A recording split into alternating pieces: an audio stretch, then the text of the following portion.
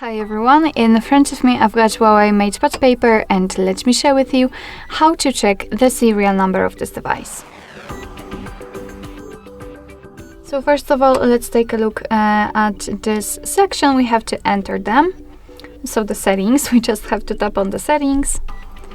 And now in the left section, we have to swipe to the very bottom to find About Tablet. Let's tap on it. Then let's move to the right section, and right here we have to also swipe down. So let's do it, and here we have to tap on the status. And as you can see in the last section, we've got the serial number of this device. So basically that's all.